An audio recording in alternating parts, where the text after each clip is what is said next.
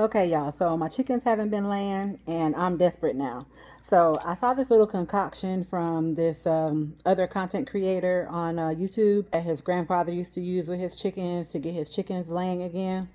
So this molting season has driven me absolutely bananas and I'm desperate to try anything. So, and I like to keep it natural.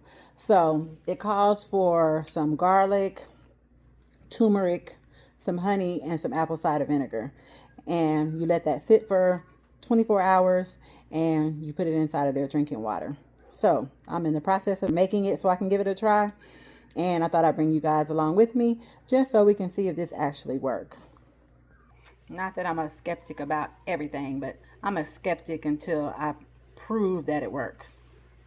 So the first step calls for some grated or some mashed garlic, like in your mortar and pestle. I have a grater handy, so I'm just going to grate some.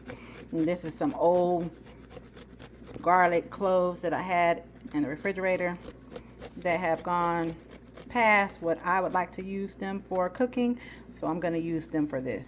Okay, so after you grate it, you're supposed to let it sit for a couple of minutes, 10 minutes or so, to let the allicin kicks in. The allicin is the ingredient inside of the garlic that actually makes all of the magic happen.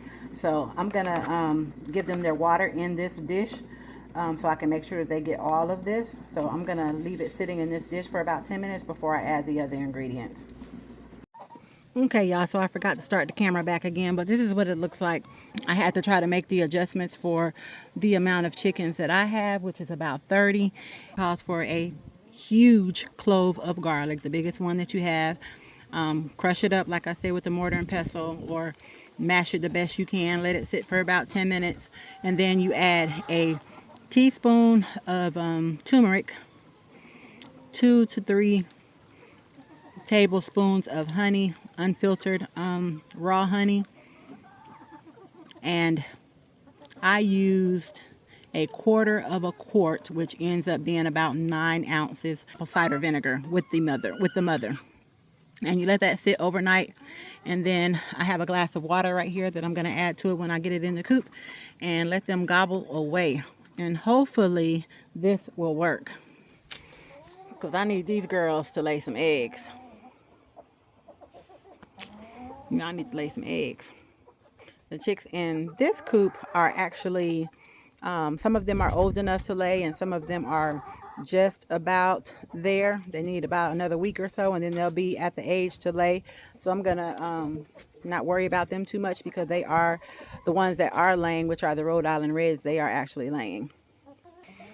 Okay, so I laid it right in the center of their feed bowl.